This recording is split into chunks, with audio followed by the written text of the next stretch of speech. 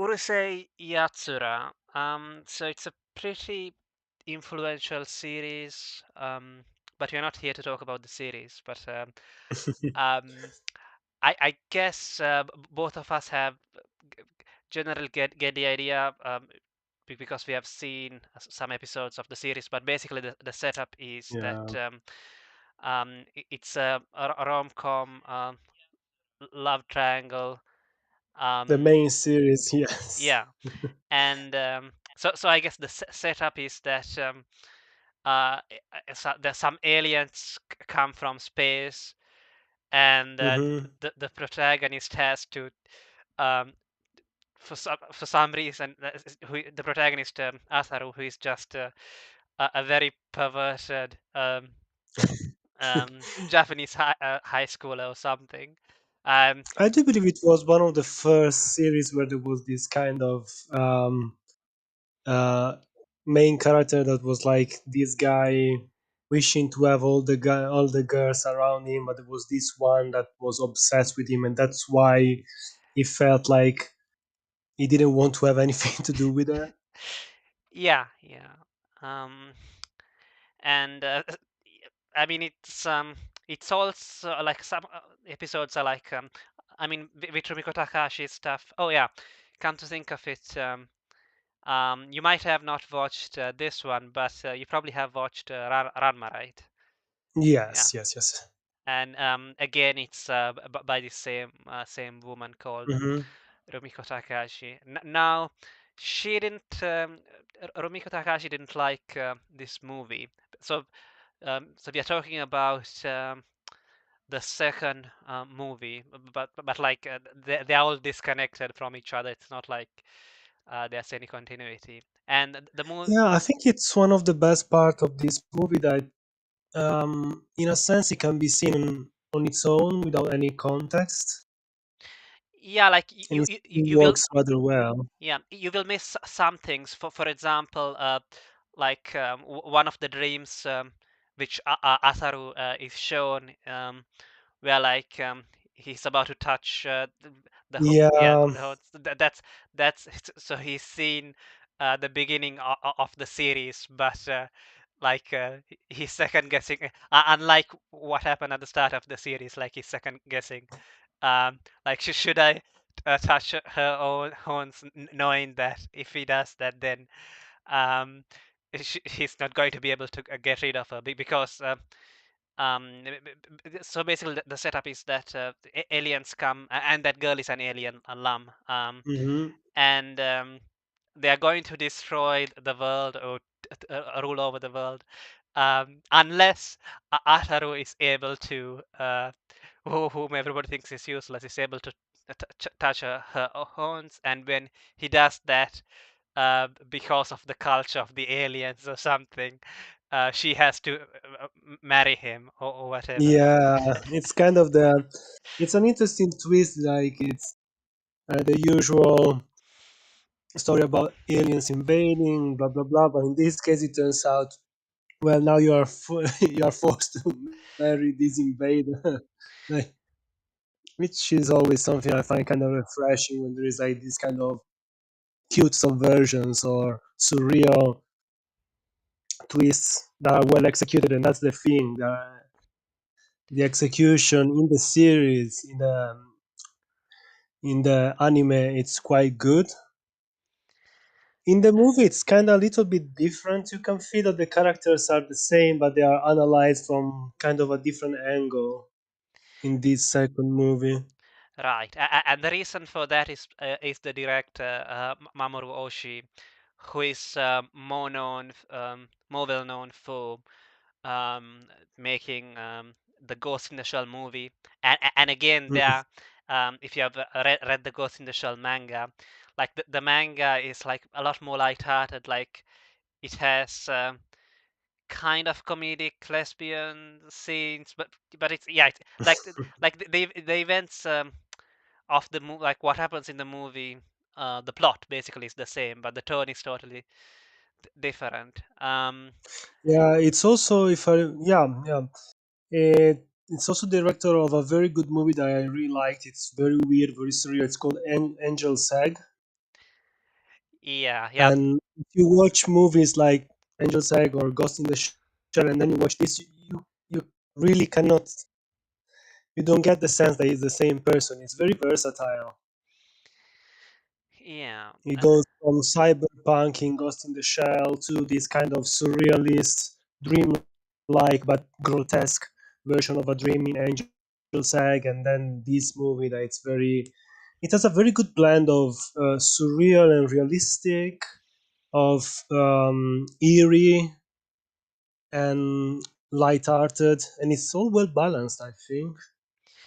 Yeah, we already talked about on this channel about Angel's Egg and Ghost in the Shell. Well, Oh, it was, really? yeah, it was me and Fahrenheit, which is why I wanted him to be here. But another, you might see some references to Lam in older stuff, like if you have watched Otaku no Video by the by which is made by the people who would then go on to form Gainet. It's basically their first anime, proper anime, other than those shorts they made. In that, like that OVA is about like otaku culture uh, back in the 80s. Mhm. So Um, of course it had to yeah, like it had basically some characters cosplaying as Lam. um, again make sense. a- I a- remember it was kind of a big deal at one point as a character.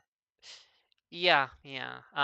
Unfortunately, basically the problem with Rumiko Takahashi is that like she doesn't, like all of her series have a very strong starts, but like she doesn't want to end the series. She just wants it to continue and like Honestly, I think it's very common with a lot of artists, especially when they get a series that works well. I It's don't. difficult to let it go. Yeah, and also a lot of the time the endings are inconclusive. There's one anime by her, manga and anime by her, with a conclusive ending called My Son Ikohu, and some people consider it to be one of the best anime romance anime and Hmm. rom-coms as well, and that is because it has a proper ending. Whereas Ranma, for example, doesn't have a proper ending, and when people asked her like why don't they, like they're about to get together at the end, but no. And I mean it's the same like at the end of this movie as well. But basically Hmm. she said that she wanted the audience. She didn't. She To wanted, make their own. yeah, exactly, to think that their adventures, the adventures of the characters would go on. Yeah, They're not makes ending. sense. Uh, To be honest, on the topic of endings, it's very difficult to make an ending that it's both compelling and satisfactory in most areas. Of course, you cannot make there is no such a thing as a perfect ending, no matter how good a writer you are. I remember, for example, for Futurama, they wanted more than one episodes were supposed to be the end of the series, but they couldn't accept it as the the canonical ending to the series, so they settled with something that's in between an ending and something that can allow people to speculate that things will go on. It's sort of a time paradox kind of ending, quite interesting. I kind of liked it. Shows one of the possible futures that may be the conclusion or could be a possibility, but we are not sure if it's going to end like this. So, in a sense, it was a decent middle ground. And then instead, there are series that, when they end, a lot of people that were complaining, why didn't you finish it? Why is it incomplete? We want to see the final confrontation, something like that. Samurai Jack. They released the last series a few years ago, and it was like after 15 years of hiatus, and kind of everyone hated the last episode. Even Gandhi Tartakovsky later on was like, "Yeah, we could have done way better." right. So basically, a lot of the things which people hate about anime comedies and romances and humor, and the ecchi. I wouldn't blame her entirely for that, but or give her credit depending on how you look at it.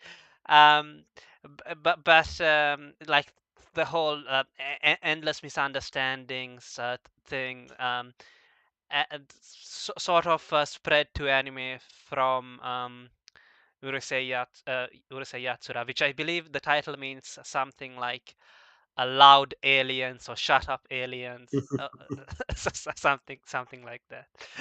Um, yeah. So I mean, so there's with the DVD. Okay, let's not lie. Like we got because in this case it's a little bit different because so I got a torrent working which had a wider aspect ratio and basically had more stuff in the screen, and you can't really get that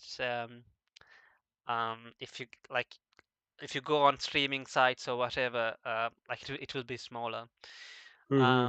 But apparently they did something to to because the footage, even the Japanese footage, was damaged. So, but they were able to splice it together. Anyway, that's off topic. Sort of a weird stitching together.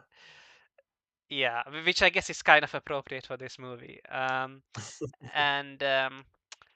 I mean, so there's a anyway there's a director's commentary um, where Oshii is interviewed by uh, an American called John, John, yeah. and like I don't know, he sounds exactly like when in anime, like the characters will try to make an American accent or whatever to speak like speak Japanese like an American. Um, After all, stereotypes are based on truth, so it's yeah. true enough stereotype.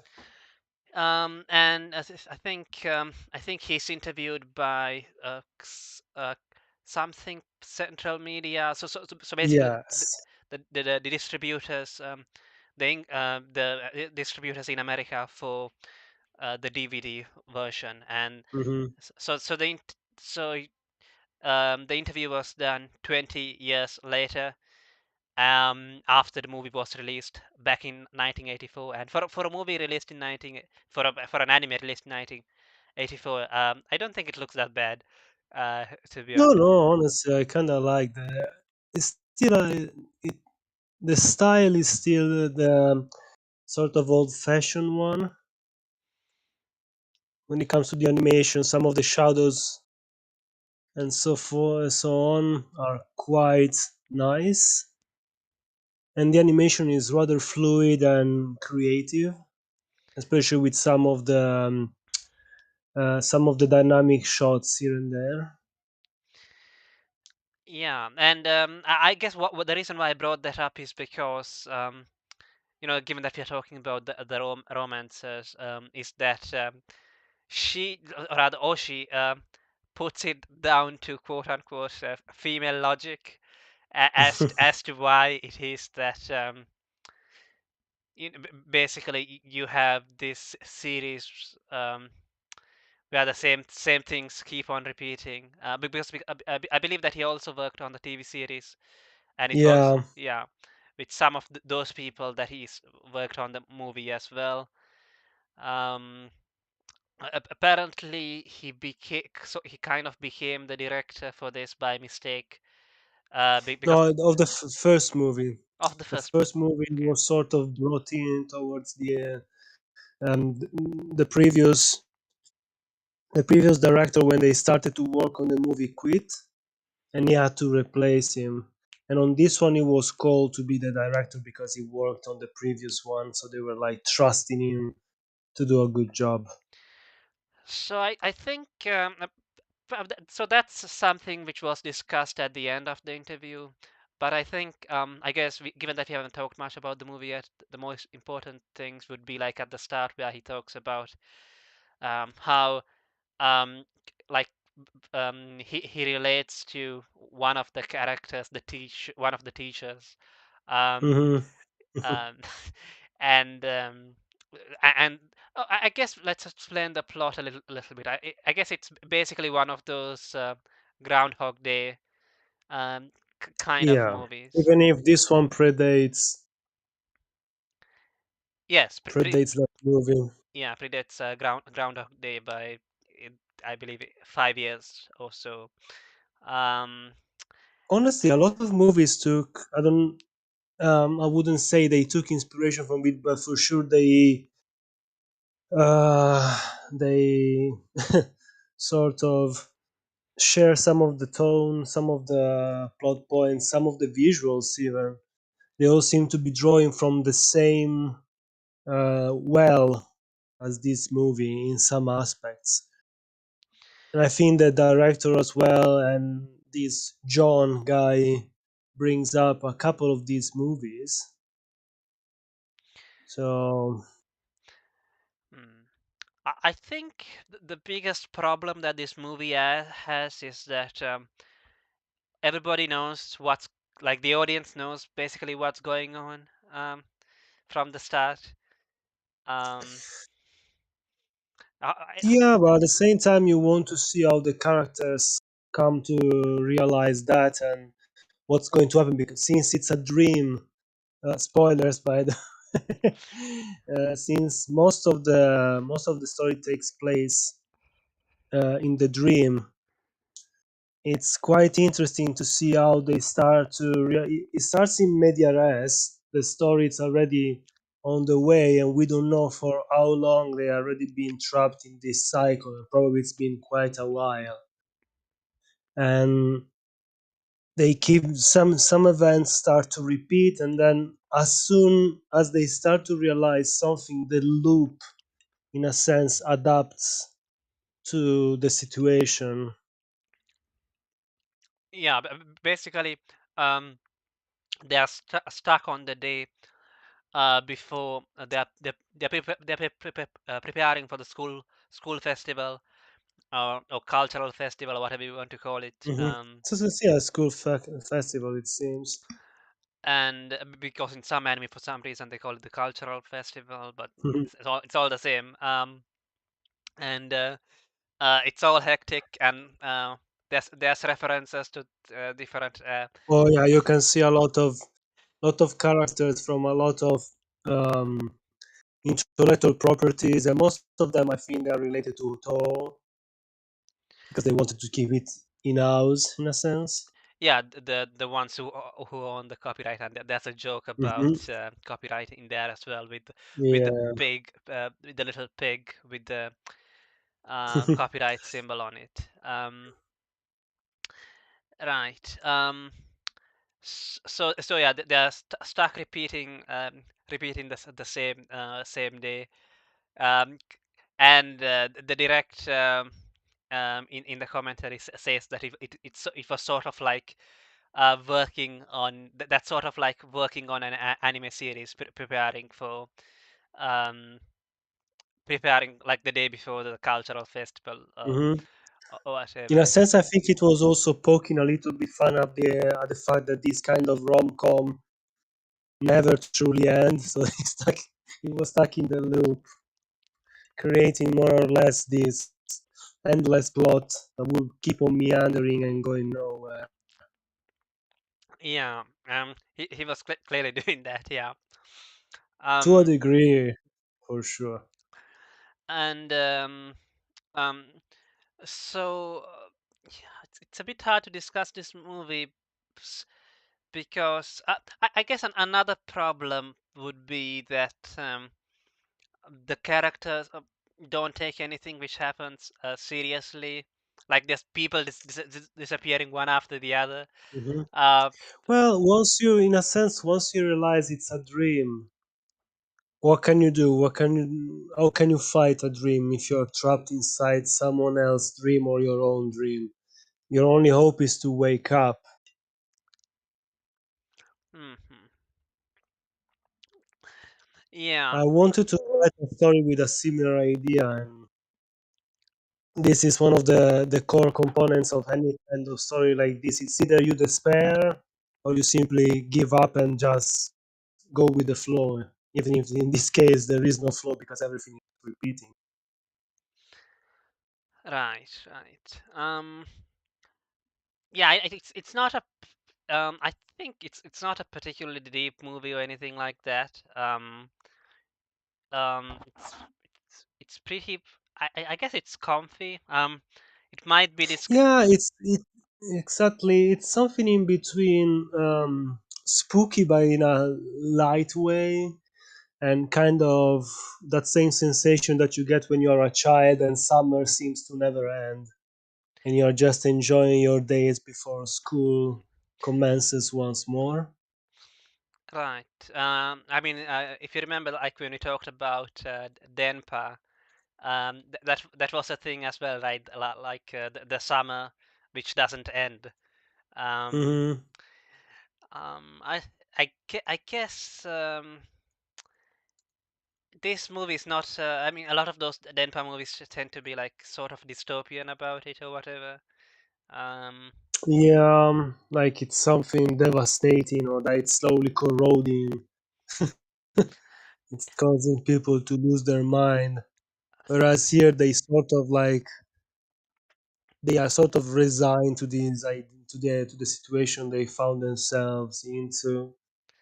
Yeah, I think I don't know if this is a unique thing or whatever because like Mamoru Oshii is mostly known for like making serious like serious and dark and whatever Hmm. anime. So but here he's making a rom-com and I think it sort of works. Yeah, it's a very fun movie to watch, and I would say it captures a lot of that kind of youthful sense of discovery and try to understand even how time works. Like tomorrow I will do this, tomorrow I will do that, and then in a sense you keep repeating the same actions over and over again. So in a sense you are stuck in time. Only in this case it's truly like this, until the dream stops, and in a sense it's when he decides to take responsibility. That's one of the sentence that breaks the dream. That one, he has to, in a sense, take care of things in a more mature ways when he wakes up, when Ataru wakes up, and everyone else can also wake up, because you can see at the end of the movie everyone seems to be rather upset at him because they sort of understand that this was like a shared dream, sort of a limbo, this kind of area in between worlds. Yeah, I thought that I'm not sure. I guess they were upset at him for that, but I mean, I remember that basically all the characters are basically upset with him Hmm. most of the time. And also, no, it wasn't because he was going to kiss Lam. No, I don't think it was No, that. it's No, because everyone woke up. up. Yeah. Okay. They don't say it out loud, but probably it's like almost clear that that's the reason why they are like this, why they're feeling upset. Yeah, and yeah. Apparently, the director was asked as well, like, what did he mean by take responsibility or whatever. Um, I think that's another one of these movies, which is another one of these Urusei Yatsura movies, which is kind of trying to be meta, whatever. But Yes, it seems like it's there are a couple of scenes where someone like um there is a little bit of a breaking of the fourth wall at one point. yeah, yeah, I think. Um, um, yeah. What I meant was that there's another. So the 40 Urusei Yatsura movie is supposedly also like this, but it wasn't liked that much because and same with this movie as well. Like it got mixed reactions. Basically, the fans of the TV series did not like this that much, which is unfortunate because from what I understand, basically the fans wanted to see more of the same, um, essentially, and like allegedly the director got letters, hate mail, and some of them with razor blades inside inside them. Um, and Rumiko Takahashi didn't really like this movie either, and apparently she walked out of the production production committee. Hmm. um, you can kind of see if you listen to the commentary, um, like he doesn't he makes it seem like the director makes it seem like it's not really that bad. Hmm. But yeah. Yeah, it seems to underplay. Like, yeah, she didn't agree, but that's walking out on a production seems kind of a big deal, especially if the original creator is the one saying, "Well, ta-ta, I'm out of here." Yeah, yeah. It was also sort of interesting to hear. To me, at least, the movie was interesting, but the commentary was just as interesting. And I guess, Hmm. yeah, No, I agree 100%. Oh, she has a lot of things to say about, well, what went into the movie, how we felt, that there was a sort of mutual relationship between the story unfolding, the characters, and his own thoughts at the time, and how he wanted to insert many of his own impossible dreams, so to say, into the stories. Like, I know this will never happen in real life, that's why I can put it in here.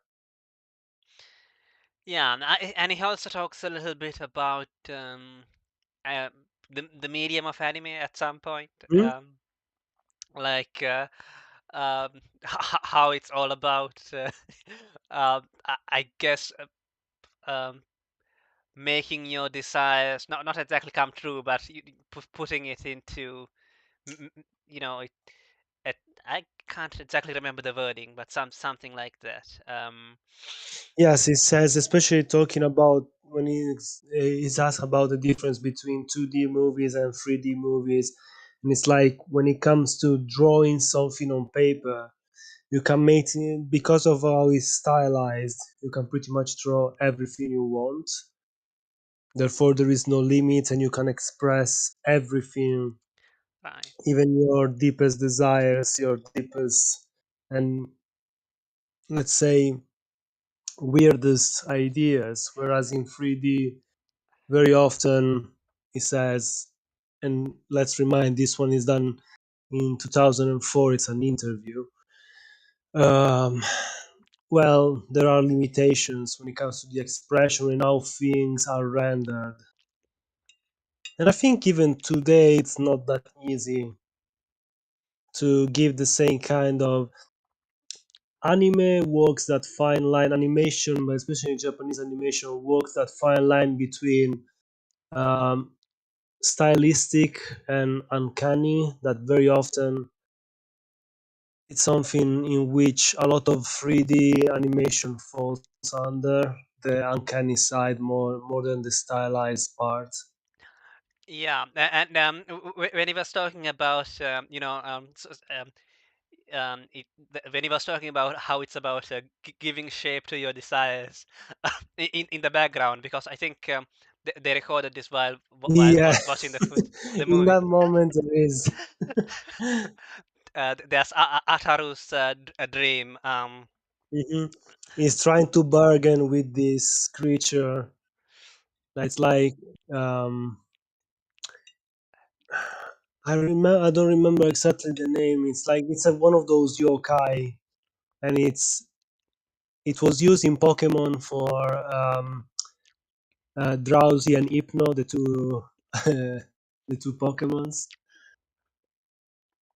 Right, right. And so basically, in exchange for not waking up and destroying the dream. Um, this creature offers him Ataru the dream of being surrounded Mhm, by women who don't just beat him up all the time, essentially.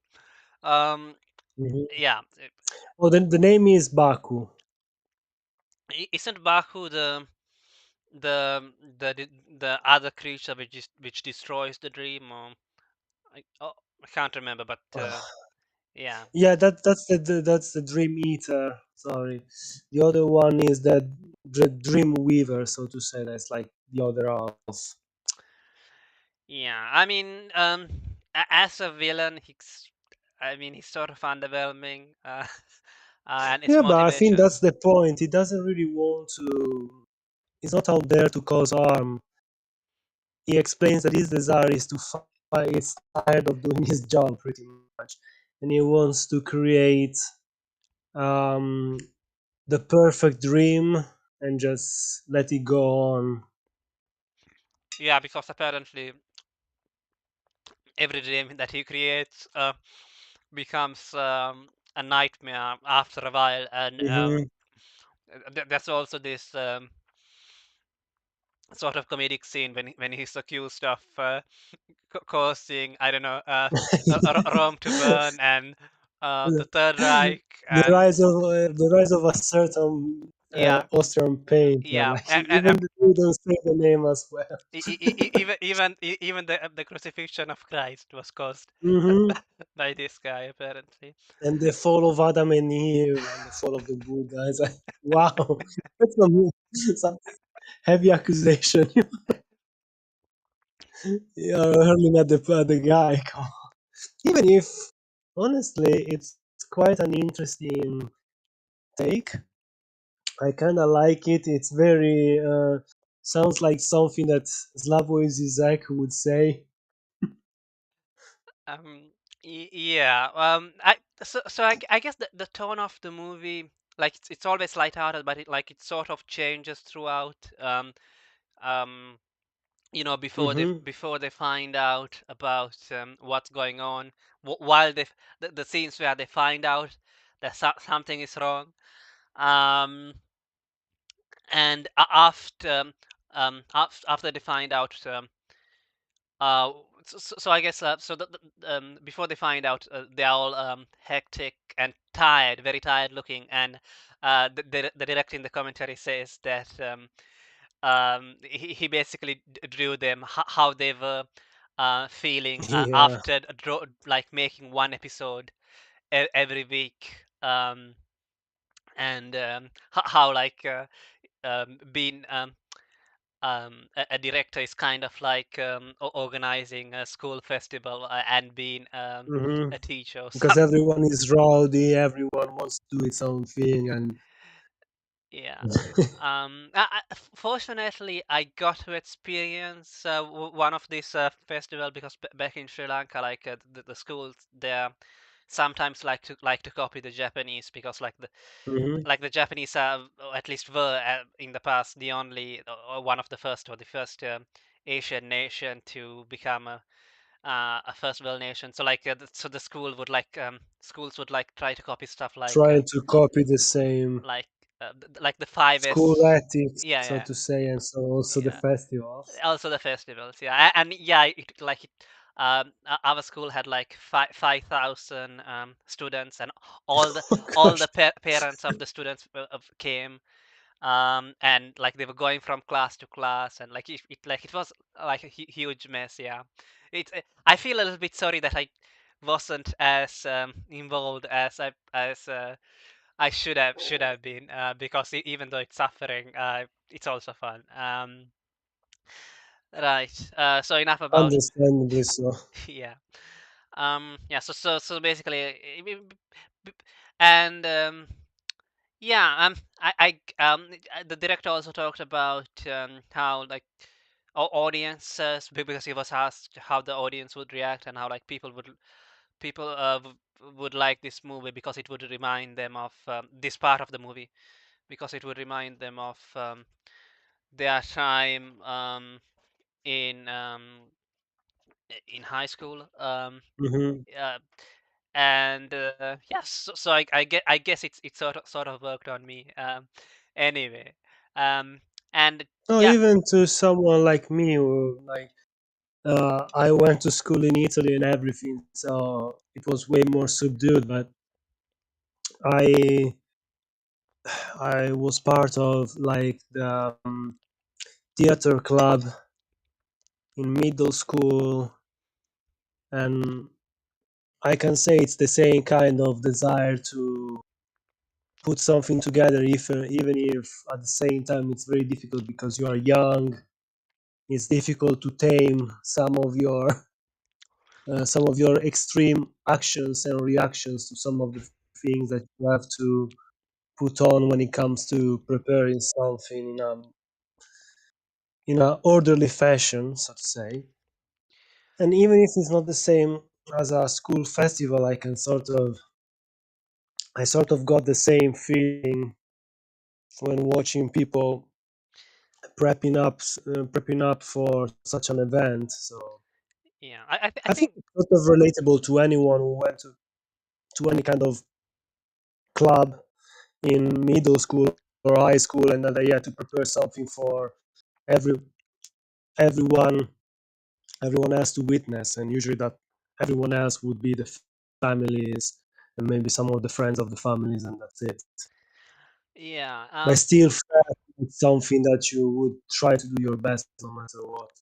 yeah. I think what I hate is and it's also this kind of attitude which is also criticized in Welcome to the NHK, um, which is like, oh, like it's cool not to care, like, oh, it's um, this is dumb. Why should I Hmm. care? And unfortunately, some people are like that, and they just end up Yeah, missing out. Yeah, it's also, in a sense, it's sort of fun to be the contrarian.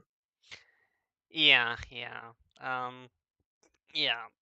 Like, but it's annoying when like there's somebody in your group who is not pulling their weight and just being moody and Yeah, thinking that like it's this is dumb. This sucks. Why are we even doing this? yeah. And the reason why I was thinking about that is because I recently rewatched Oregairu. And in that, like, there's a whole arc, I guess, where like they're trying to set up uh, a cultural festival. And the interesting thing about so I mean the whole that whole anime is basically a character setting up different events essentially for the school, um, and getting students who would not normally get involved. But the funny thing is that um, like they usually don't show much of the event at the end. So in a way, it's more interesting to see them prepare the event, even if the event, like if you think about it, like it's not a big deal. It's just n- not just a high school thing, which will be forgotten the next day, or Hmm. something like that. Um, and one scene which I liked in particular, and I think that director talked about, and I used as the thumbnail and background for this video, is where they are like in a kitchen or something, and Yes, complaining about. after the day is done, one of the teachers, Miss Sakura, and Lon, and the other girl, I forgot the name, but they all get together and they just chat as they prepare some tea and they unwind. They talk about what they truly want to do, etc. And it's nice because looking back at that scene, there is one of the clues. You can hear Lam talking about our dream. It's already here, being um, next to her darling. And that's how she always refers to Ataru and all his friends and his family. And then the rest of the conversation is very like sort of it's very realistic, very earnest in its lightheartedness. It's just people talking what they would say heart to heart. There is no manipulation going on. There is no mask being placed in front of yourself. It's just these people talk, sorry, freely talking their mind without any inhibition or inhibitor in the way. Right. I remember like the director said that like rather than unlike the TV series, like there's not that many aliens and monsters. Hmm. It's more about the other characters who go to school, the other students um, who go to school with Ataru and Lam. Hmm. So yeah, but it's still the movie becomes crazy anyway. And another thing which he did say is that some of the fans apparently felt that or maybe, I can't remember whether he said exactly that, but he said that there's less of Lam as well because um, Yeah, it's more of I would say it's more of a choral story. Everyone has a part, not really focused on the two main characters. It's about the whole group going through this weird experience, and only towards the end, it's a bit more focused on some of the characters. like there's not that many moments where the two of them are alone. And Hmm. what did you think about like some some of the misdirection you could call it, stuff which is not explained, which just happens. I mean, all of it can be excused, of course, by saying that like it's a dream, so of course it can be excused. But I'm not sure if I like that it's sort of explanation. Like last week, we were talking about an anime called The Big O, and Hmm. like Yeah, I sort of know how it ends. So everyone was like, "This is how it ends." yeah, because there's this big build up about like so what happened 40 years ago, because everybody has forgotten Hmm. what they have lost their memories Yeah. of anything before 40 years ago. But then at the end they just reveal that there are giant TV set lights, stage lighting in the sky, and so they basically live inside a TV show, which Hmm. means that all of their memories are fake, so you can't really put them together to make anything which makes sense. Nothing really happened. There was Yeah. nothing which happened before 40 years ago because they're not real people. So um, yeah, It was in that case, it was more like meta commentary um, on on the craft of making a movie and a TV series. So I thought it was kind of interesting, but it came out of the blue. Here it's a bit different because there are, I think, enough hints here and there.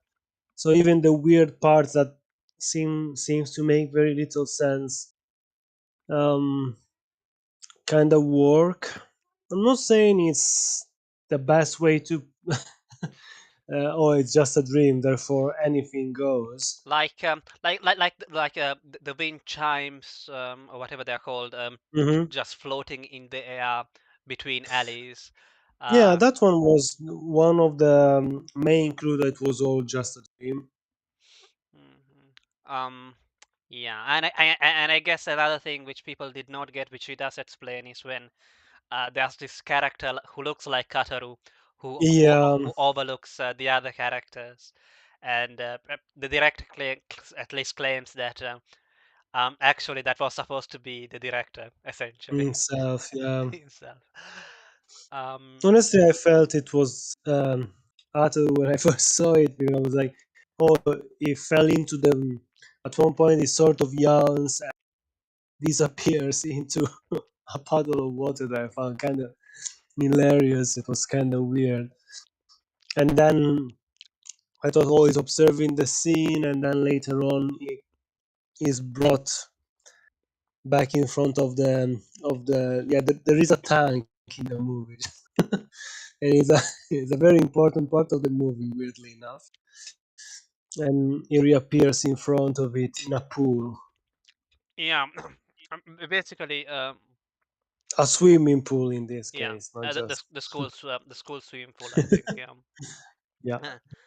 And that's one of the things which gave them a clue why everything is wrong, but it's totally normal to have a tank inside Mhm. the classroom. That's totally normal. They also anticipated the meme of the tank of the lake. So remember, a few years ago, there was that picture of the tank sitting with only the turret coming out of a lake, and with a soldier in front of it is like uh, always asking question or asking for wisdom to the tank of the lake, and there's some kind of weird reply to I haven't seen that, but it sounds really funny.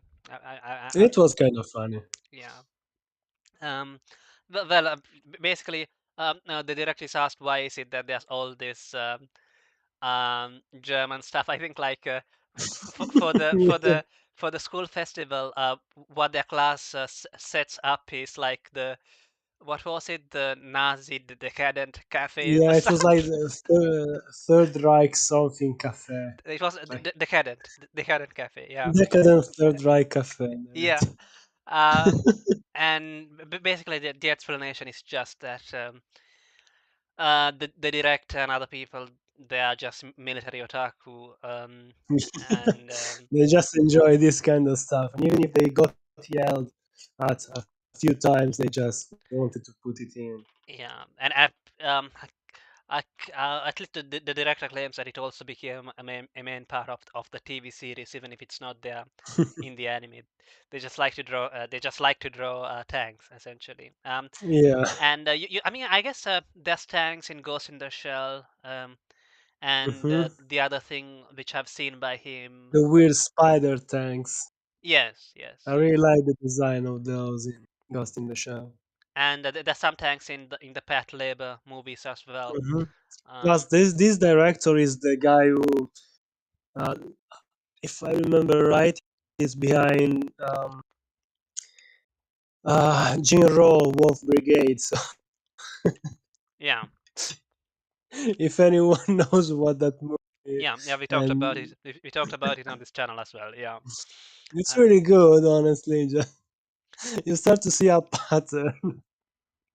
yeah. Japan has been taken over by the Germans just so that they can have all the cool military stuff, essentially.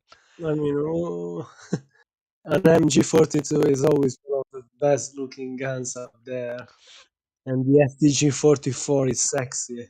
So, Yeah, I think that question was asked from the director as sort of a leading question, but it just didn't seem to care because I think it was asked like something like I can't do the fake I mean the real Japanese American accent, but um, he was asking about saying that one of the things which the Americans would see is basically all these swastikas around. So what's up with that? Um, Even though I guess they wouldn't get some of the other references, like I guess they would get Godzilla, and they talk a bit yeah, about that because um, I guess the director kind of jokes about it that so they because after they find out that like they live in a dream and the dream sort of the world sort of like um, uh, uh, most of the buildings get destroyed for some reason and it becomes yes. Well, the reason is they are bored and they start to use the tank. oh, is that it? Okay. More or less, yes. I see. Some I mean Some people like to swim, some people like to cook.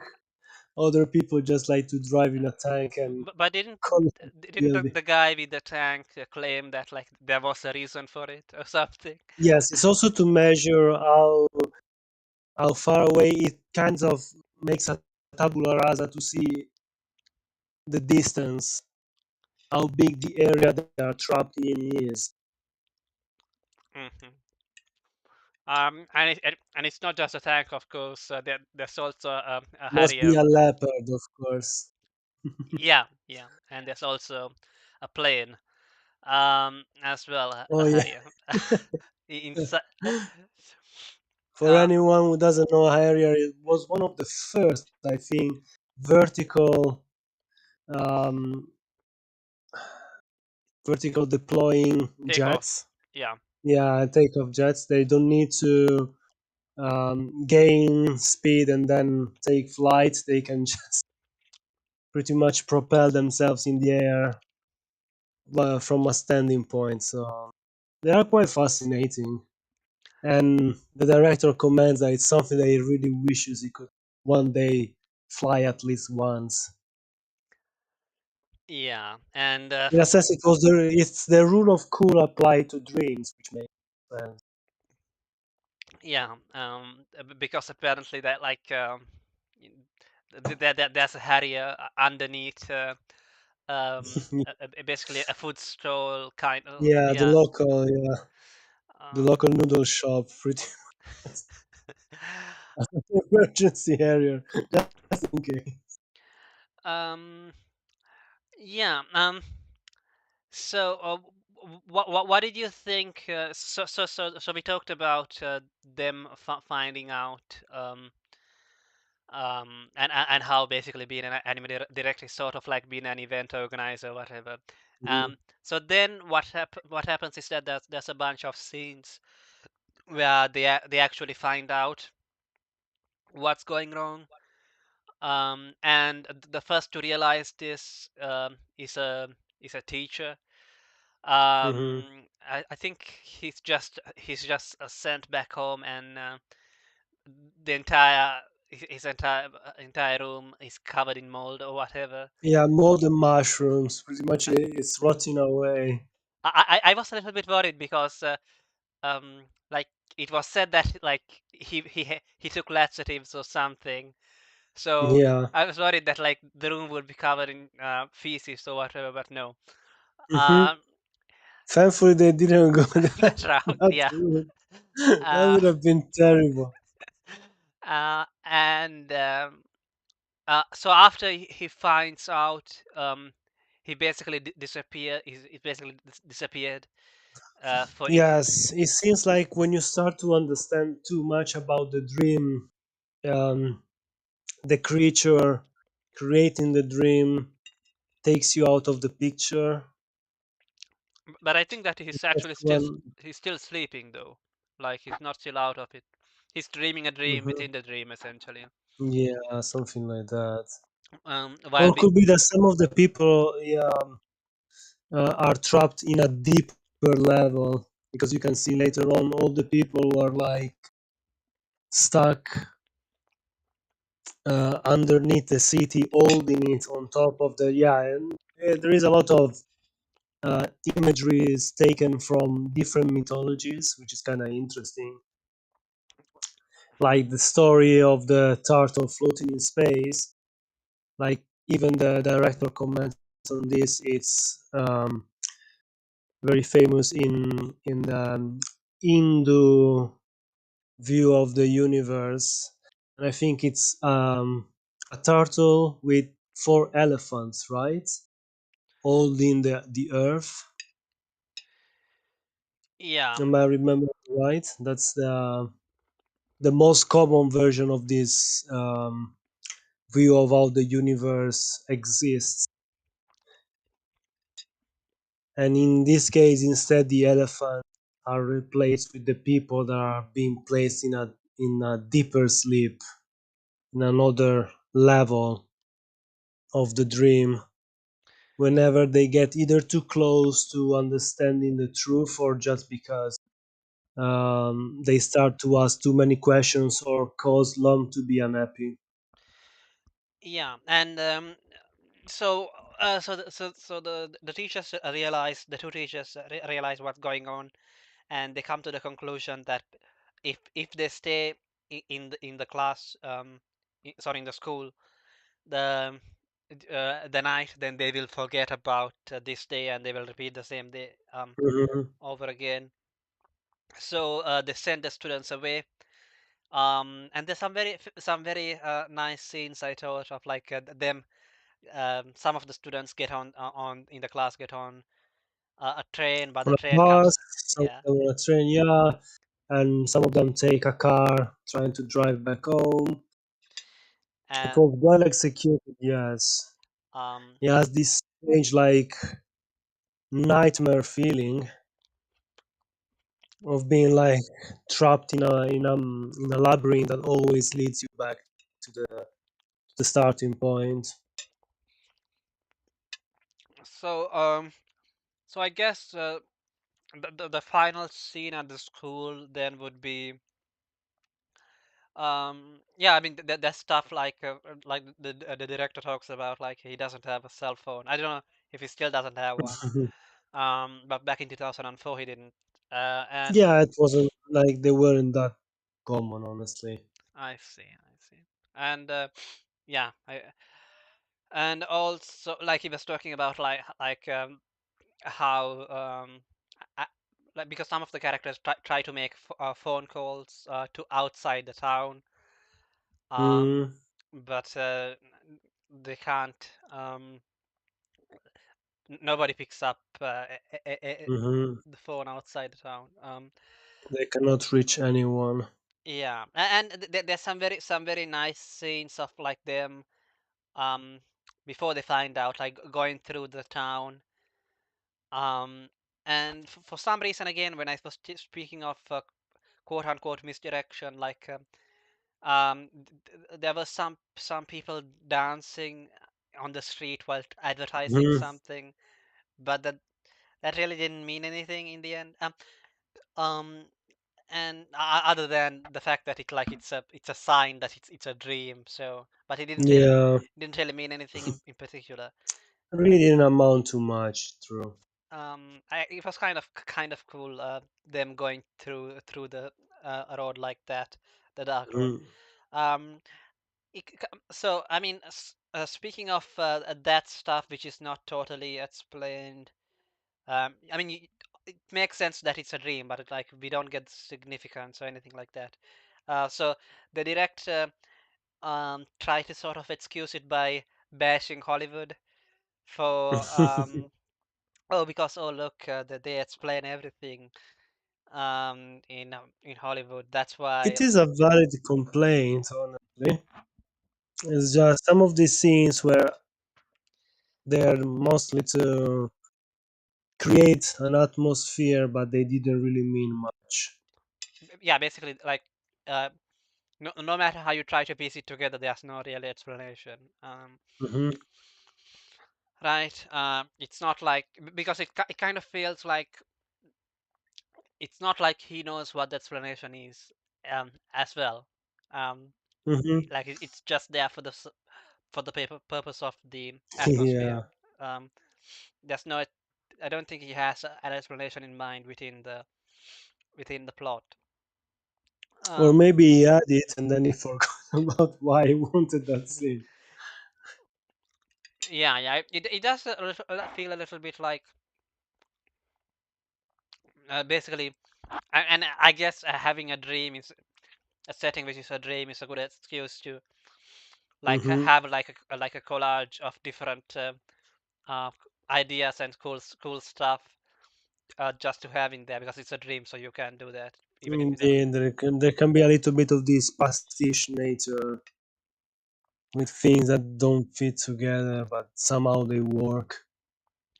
What did you think of the scenes when they go back to the school um to find out what's going on and like the lights go on and off and like it's like they're walking through mirrors. There's endless corridors. Hmm. Um, Some of those scenes were kind of neat because they played with the perspective and the position of the characters, and it was like the moment when you don't get it, that it's a dream. You're kind of dense. yeah, to be fair, like if you saw a corridor and it didn't end, you would kind of be a bit scared. Oh Uh, yeah. um, and I guess they sort of played for laughs. There's a few, I guess, sort of comedic scenes here and there like Hmm. that. But at the same time, I don't know. It was all right, I guess. Yeah. So after this scene, the school for some reason starts to sink in a Hmm. lake, um, Yeah. and they all have to move to Asaru's home. And now you get another sort of mood change, because at the very start, like we are basically shown a scene from this part of the movie where like they're Yes. When everything is already in ruin and they seem to be abandoned to their own devices, pretty much.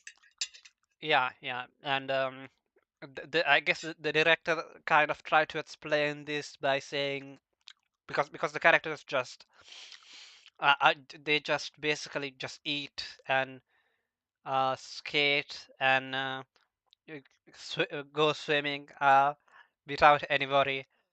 Um, Hmm. there's only one character, the one in the tank, and the teacher Sakura, who try to even find out what's going on or anything like that.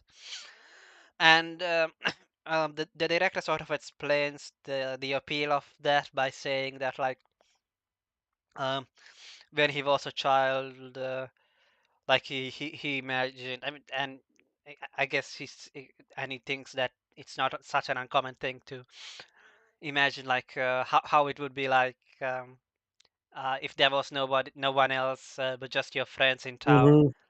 um, so that you could basically just do anything and you Yeah, could just exactly. just play around. Have the whole place for yourself Uh, without a worry in the world. yeah. Anything you want to say about that those scenes? Yeah, I found very nice that there is sort of a desolation that borders between scary and reassuring, which I found it was kind of neat how they handled it. Some of the characters seems to be questioning the situation they are in, others just sort of go along with it. Mm, And mm. there is sort of I really like that the pace slows down. You can almost feel time coming to an halt, and it's kind of nice to see that portrayed in the movie in that way. The repetition has gone on for so long that um, they sort of gave up on the idea of escaping. Yeah, like and it's sort of like looks like they're actually having fun as well. Hmm. um, you do I did kind of feel that like they no longer look stressed as they did Yeah. um back when they thought that like the the school festival that they were preparing for would actually come. Um, yeah. Mhm. So after this, what happens after? How does this break? Oh, yeah, Sakura and Yep. the tank the tank guy, let's call him, corner Ataru and or at least who they think is Ataru, and but it's not, or rather who we think is Ataru, and but it turns out Hmm. that it's not Ataru, but it's this spirit or whatever, yokai or whatever. I don't know what to call it. Of let's just call him the Dream Weaver, and yeah, Hmm. then both Sakura and the tank guy are sent to their own dreams within a dream while being turned into statues properly, probably to hold up the world or whatever that they are in. Um, but I guess this is where you get the quote unquote confrontation between the spirit and Ataru. Um, and yeah, you get basically a bunch of dream sequences, which rather than me describing them, maybe do you want to describe them, or maybe there's no need to describe them? I don't know because they are kind of one of the interesting parts of the animators and the screenwriters went bonkers on them, and they are kind of interesting to witness because they jump all over the place with the characters in different roles, all done to sort of punish Ataru for breaking this perfect dream. Yeah, yeah. And yeah, so basically, I guess what sort of at this point it becomes more about um not exactly about I guess it does become about Lam and Ataru, but also more about their relationship a little bit, I guess. Hmm. Um, because like Ataru is constantly trying to run away from Lam in the series, but now that that she's um, that he like yeah that she's not there, he wants her essentially. Uh, Yeah. and yeah, so as punishment, the Dreamweaver puts him through certain nightmares, like putting him back at the start of the series. But Hmm. uh, instead of choosing Lam, he hesitates, and this leads him to getting killed by the crowd, The and crowd pretty much. Yeah. and um, and then he wakes up, and he's turned into Frankenstein's Yeah, it's being brought back as the creature of Frankenstein. Frankenstein, and nobody loves him, just like Yes. Stein or whatever. And he also meets a little girl, I think, Hmm. which you have which they show throughout the Yes, it's shown throughout the movie, appears yeah throughout the story in different places, and you can feel that she's linked to the events that are unfolding. yeah, and you never until the end you don't see her face until the end. Hmm. Exactly.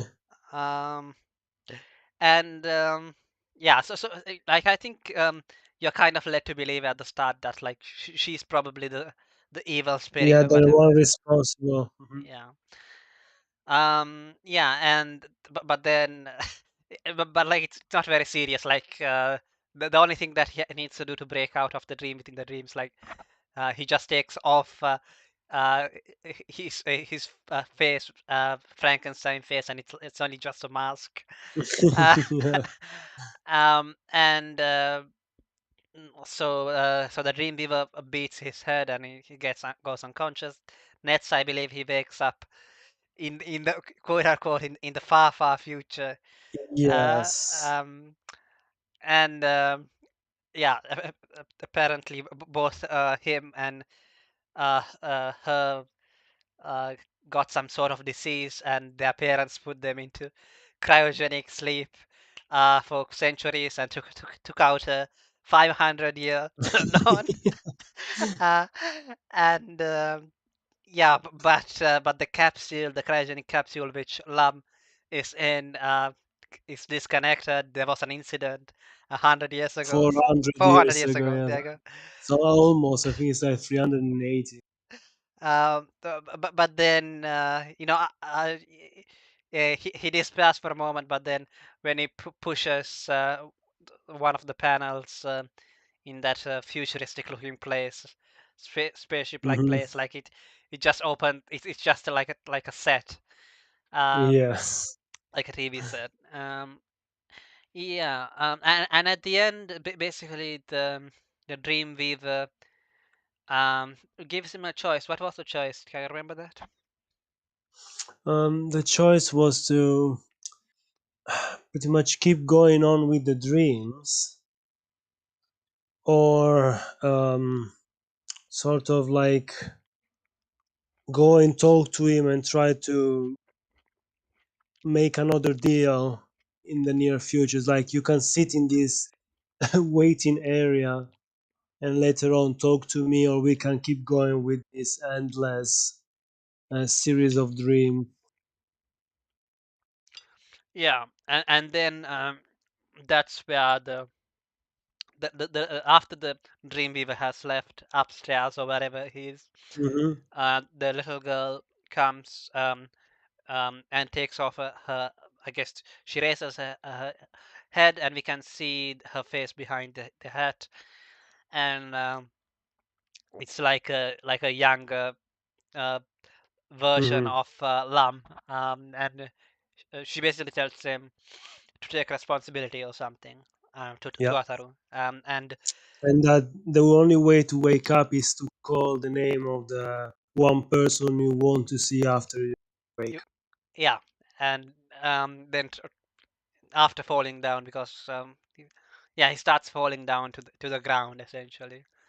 Hmm. Um, yeah, and he calls out everyone's name. Every, even the florist, anyone but he uh, cannot bring himself to. yeah, and at the end when it's almost going to hit, he calls Lamb's name, and yeah, that's basically the movie. Um, Mhm. how would you rate the movie? It the story is not incredible, but I find it kind of interesting and cute and eerie at times, but in a good way, and even the change of pace works well. I'd say it's a 7.5. The animation is good. The characters are used in a good way. You see more of the side characters too. There are some moments when there is a little bit of sort of introspection, but they also make fun of it to a degree, which is kind of nice. The animation goes from moments of quiet to some fancy cinematography to some kind of action scenes where there are like races against time to switch the laxative with the with the vitamins, Yeah, stuff like this. Like, it's both action packed and kind of funny. yeah, So yeah, I think 7.5. It has that trademark 80s kind of vibe when it comes to the animation that I really like. I think it's something that modern anime sort of miss. mm, yeah. I think I would also give it a 7.5, and like it's the sort of movie like to watch before you end an holiday, I guess. Yeah, it Uh, was perfect since now I'm going back to work soon, and it was the right, that kind of mood, that kind of feelings were the right ones. Like when you wish it would keep going on, but at the same time you need to wake up and come back to reality. yeah. So the little girl, I didn't really see this, but I guess it makes sense because she says take responsibility, and I watched, as I said, I rewatched Oregairu, and like one of the things which one of the girls says is take responsibility, uh, and so because the um, the director Oshii says that the girl is a symbol. Hmm. She asks Ataru to take responsibility for of treating her well. Yeah, and but I didn't, and I think he goes on to say that it's not just lamb, not just a symbol for lamb, but a symbol for uh Sort of women. the universal feminine. view. Yeah, yeah. I also kind of found it interesting that the way that he reasoned that because when we think about Rumiko Takahashi and her comedies, like people say that, oh, like it's trying to appeal to guys. It's like it's a it's a romance, but it's trying to appeal to guys. That's why you have this cute girl who is showing a lot of skin. Hmm. Um, but um, you know, Oshi claims that actually, like it's still it's basically using feminine logic or something. Uh, because let's see, maybe I can find him. Yeah, so so the girl is a motif. He's asked a symbol. Yeah, she could be lamb, but at the same time, she's the symbol of female logic. The idea was that reality and dreams were unimportant so long as the happiness continued. But men can't leave the issue alone. Um, so I guess what he's sort of trying to say is that he's trying to say that women are not as ambitious or something like. Um, Or maybe that they prefer the ideal of love than the real deal. mhm. Um, yeah, I mean, because I don't know. So Ataru has to see what's on the other side. Existence alone isn't much. Yeah, you exist in order to accomplish something. So basically, if you're a man, and you must figure out what it is you're supposed to do. Perhaps for women, living is what makes existence worth it. To truly live before deciding what kind of work to do.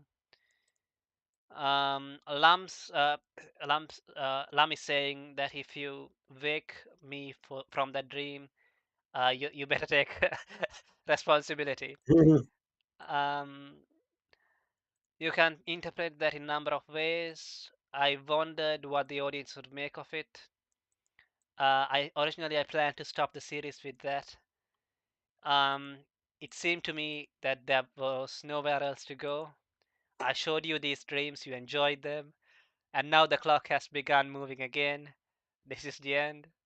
Um, it sort of reminds me of that monologue at the end of that Japanese movie we Hmm. watched. What was it called again? Throw away your So books. throw away your books running in the street. I was thinking the same thing when I heard that. It's like, oh, stop living in the fake reality of anime and get a girlfriend in real life. Yeah, I mean, I always find it funny when they do this thing because it's like I'm still going to keep on making anime for you to watch, but don't watch Mhm. it. Uh, Or at least realize you need to do something more than just. yeah, I think he does put it quite well when he speaks about responsibility here.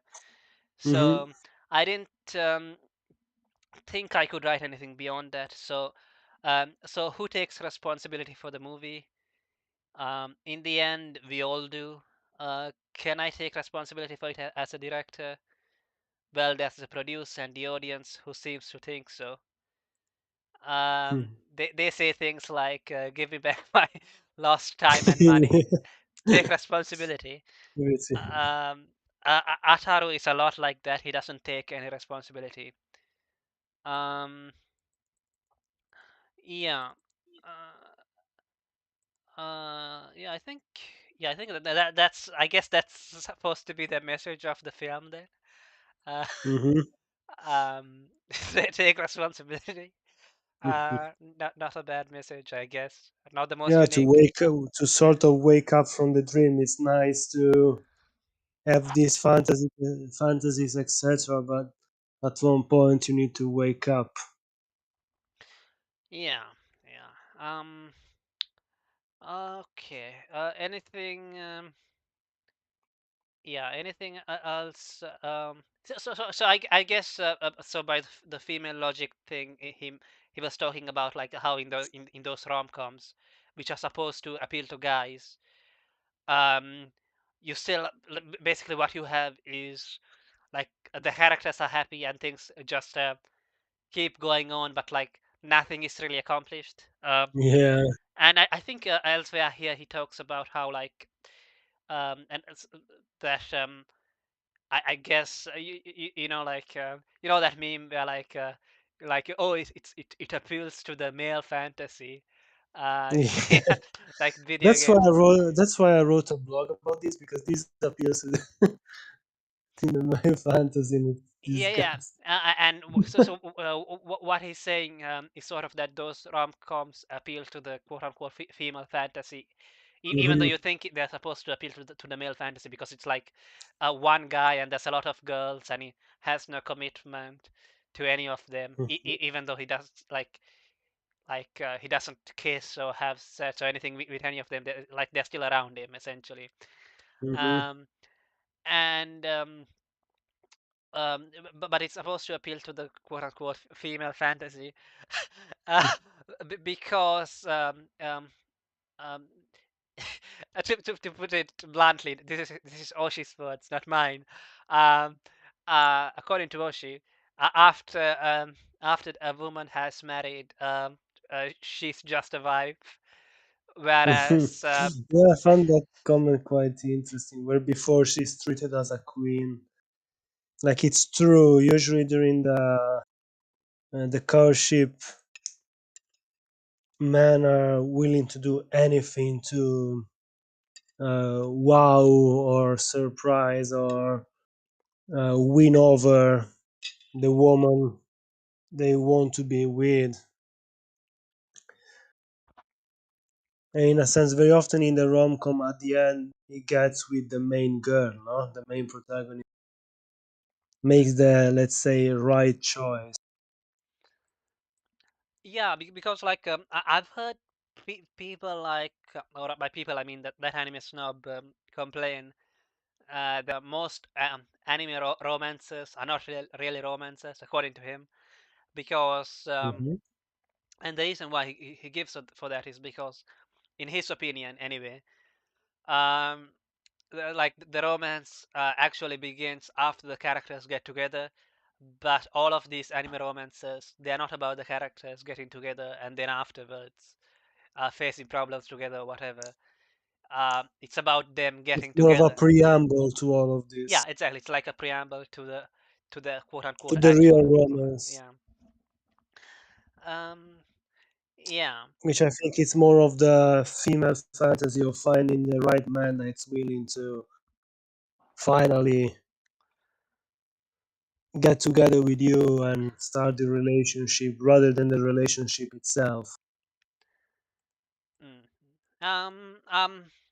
So I didn't get this comment that he made.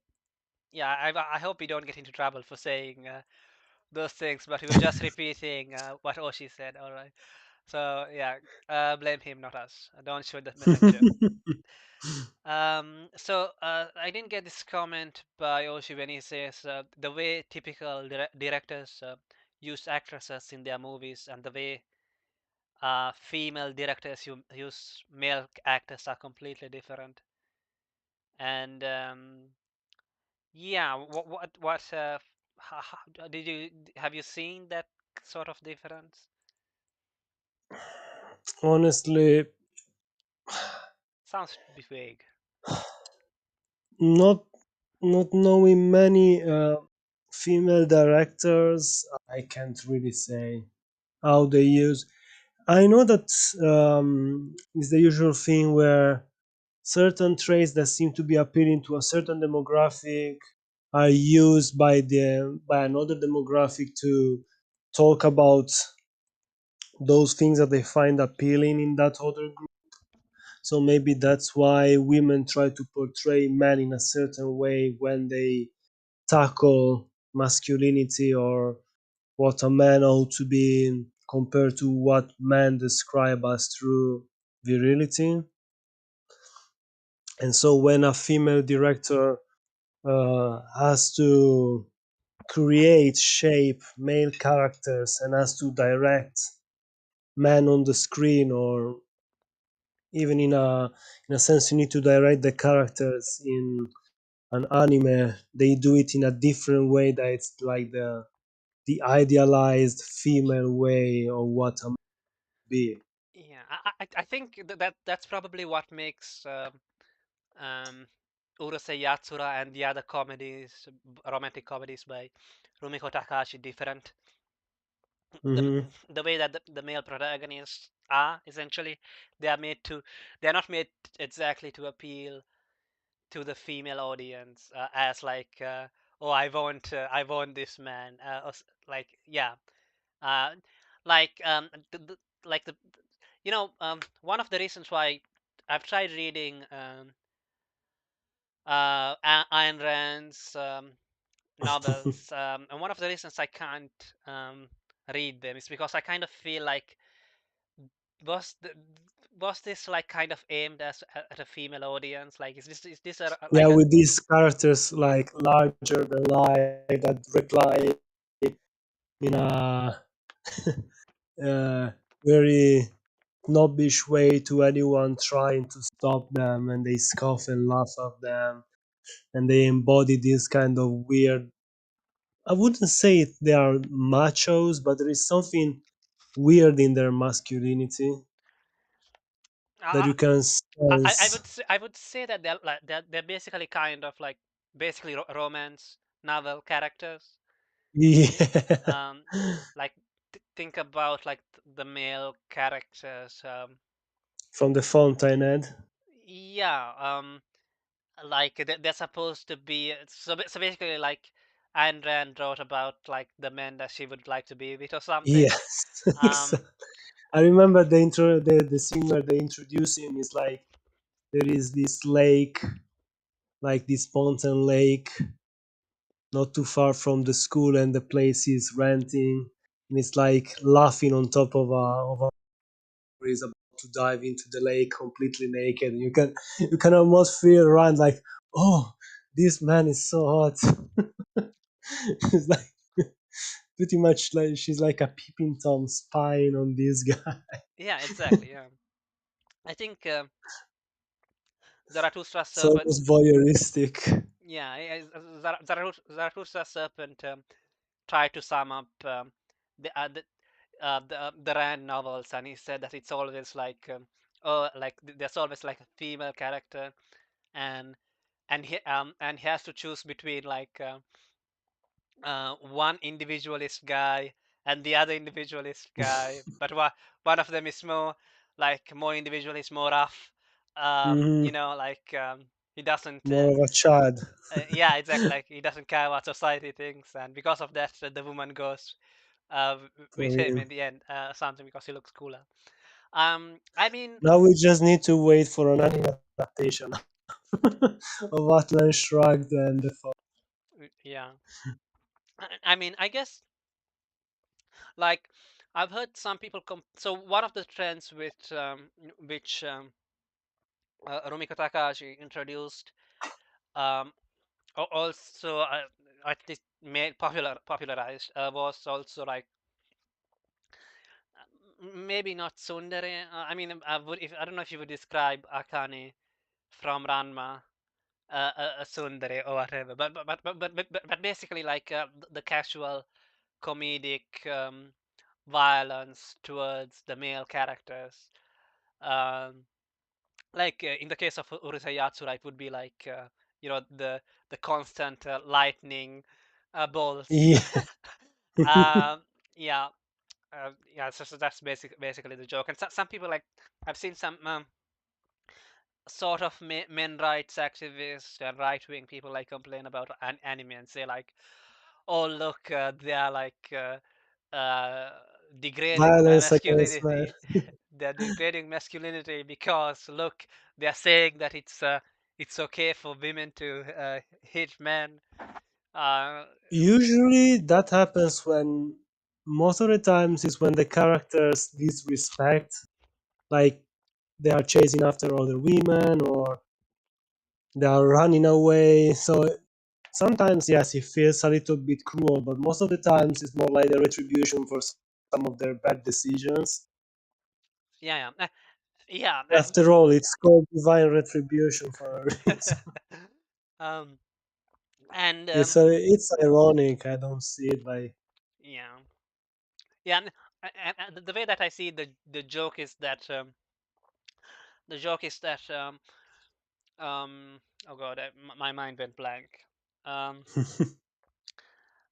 oh yeah, like it like basically the character is like like a lecher, but he's not successful. He's like Hmm. an unsuccessful. So he's a pervert, but he's like an Yeah, unsuccessful pervert. Like every in a time he tries sense, to if be, you're a horn hog, you get the zap. it's It's the exactly, yeah, and that's why it's you funny. go to army jail before it was you go to army jail. Basically, like if he actually got to see the protagonist like get his way, then we would start to hate the character. But because Exactly. even though he's a pervert with no morals, um, we still like sort In of a sort of yeah, because we know in a that he's sort of never way, she's straightening him. yeah, because we know that like he's never going to be able to do anything bad. So it's kind of fine. Yeah, and yeah, I guess the other thing would be like which people who are like into quote unquote manime and all the anime, um, which they complain about, which another thing which came from Rumiko Takahashi would be like that the male characters are helpless and supposed to be self-inserts, but then when I look at what they um, like the manly characters and whatnot, I don't know Kenshiro or whatever. Yeah, Those characters, if you think about it, are also self-inserts. So yeah, of yeah, course. so it's I don't think like you can say that or like anime would all be better if like we all had we went back to the 80s and like anime was trying No, to, of course. Certain things so, are. The thing is, you usually remember the best aspects of whatever you enjoyed when you were young, and you tend to forget the bad parts. yeah, yeah, but And it's not like Ken. It's not like Okuto no Ken was I heart all the times. And yeah, I mean it was basically copying um 80s action movies from the exactly, it was like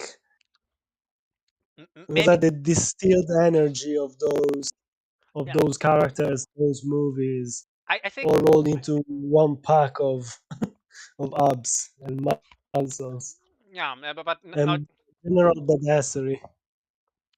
yeah I mean not just that, even stuff like like people who are into all that will point out the super robot super robot anime where like the characters shout all the time, um or even more subtle stuff like Captain Harlock and whatnot, Mm. and like, oh, wouldn't it be nice if we had a protagonist like this rather than generic high school protagonist number 9000. And Well, there were those anime were out there at the time as well. It's just it was a different time, so now we remember Captain Arlog and these other kind of manly characters because we are kind of nostalgic for that kind of vibe. Maybe in the future we'll be a bit more nostalgic for those other characters when I don't know what's going to be the next phase yeah, I mean, comes along. for example, I'm pretty nostalgic about high school rom-com anime. I mean, there's still some, but they're different. I don't know how, why. I think now they're trying to like make it a drama or something all the time. Um, Mhm. I don't think I'll ever be nostalgic for isekai though. Um, the reason why I brought up high school anime is because like before people because not now people always complain about like, oh, why is anime always an isekai generic fantasy world, but Exactly. Before I remembered, like 15 years ago, it was, oh, why everything has to be a sort of rom com, high school, or why is oh, everything in yeah, high school? Yeah. um how easily we forgot about series like Lucky Star, and those were the popular ones like 15 years ago. You couldn't go anywhere without getting mention of those series. yeah, yeah. So one of the other things which they talk about is that oh, this could have only been a movie created by I mean in the commentary again that that some young people could make, because apparently they made this in 5 months, and usually it takes at least 2 years or something for an anime movie to Hmm. be made. um I mean anime episodes are pretty fast though, they make them in a week or something, but movies usually take longer. Also, because very often there are scenes that they can be repeated, and so Yeah, yeah. And at least to a degree.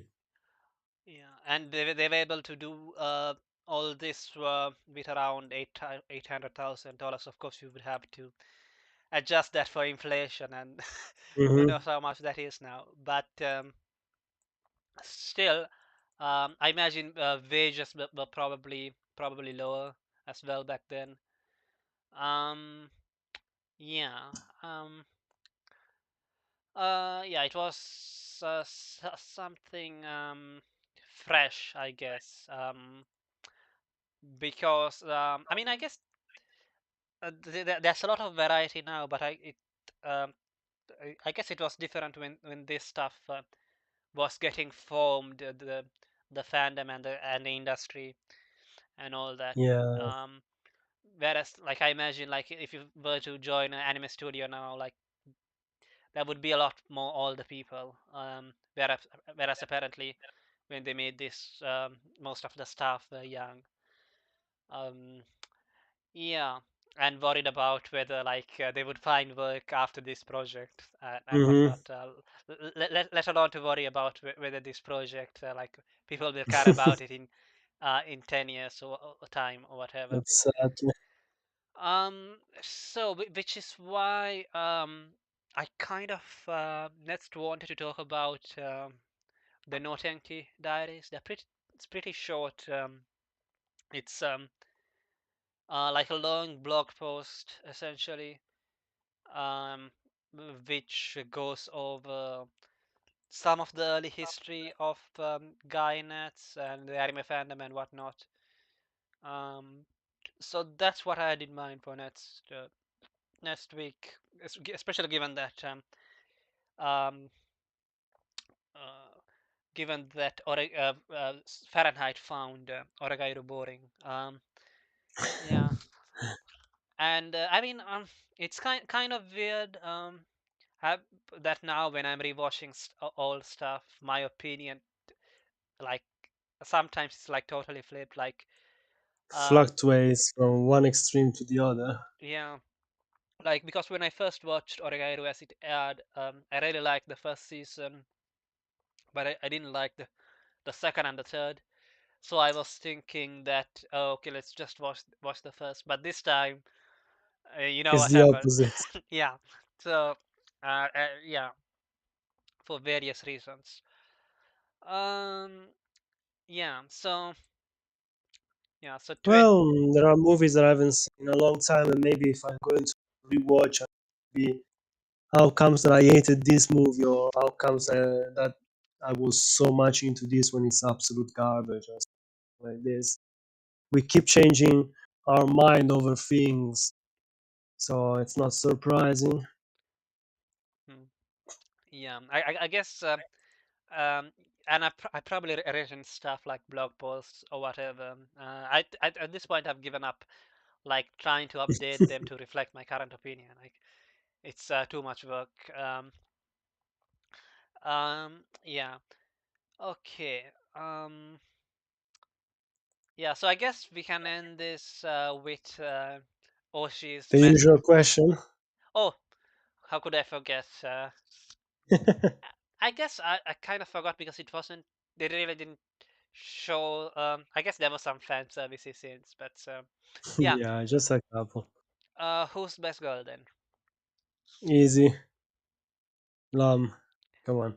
Yeah, like the other girl. Sorry, if there are fans of the other girl. Because for some reason, like no matter how obvious it is that like the real pairing, the one which will win out or whatever at the end, um, is is this girl and the protagonist. There will always be someone who would rather have it like who would rather the protagonist went with the other girl for some reason. Contrarians. Yeah, so Yeah. it's Slam. She looks cute in a swimsuit. Yeah, and you get to see that here, even though like what she normally wears is not that different in terms of what it shows. It's, Um, but still, I don't know. It still feels different when it's a swimsuit. mhm. It reminds me of a gag from an anime, like where like they were arguing about like why is it okay when you wear a swimsuit, but if you Oh yeah, wear yeah, I remember. underwear which shows the same amount of skin, then it's more erotic. I don't know. Yeah, Um, exactly. yeah, We'll have to answer that question one day one day, but yeah, our audience, imaginary audience, will have to make up their own mind about that. for the war. I guess let's send it with his message to the American audience, American fans. Um, so this is Oshi. Well, I wonder if young Americans have the same desires found in this movie. Um, I think I think they must. Waking up one morning to find nobody's in town. I wonder if those people feel anxious when they try to remember how they have gotten where they are. I think it's the same. Looking back on Beautiful Dreamer, it is steeped in its time, so keep that in mind. I think I could do it better today. Seeing it again makes me realize how hard all the young people worked on it. So I guess the message to the young people now is work hard on something, I guess. Hmm. And I think the movie is good as it is. Probably would be interesting to see a sort of a imagining story now that it's been almost 40 years. That could be an interesting experiment. Try to give the same, like, give the exact same plot, give the exact same dialogues and the general gist of the feelings and everything, and give it to a new generation and see how they portray all of this. yeah, and this time make it widescreen as well, I guess. Um, I, yeah, I guess I've gotten used to widescreen stuff and now like yeah, yeah, but The it's 3 by 4 aspect ratio honestly feels kind of nostalgic, a little bit cozy.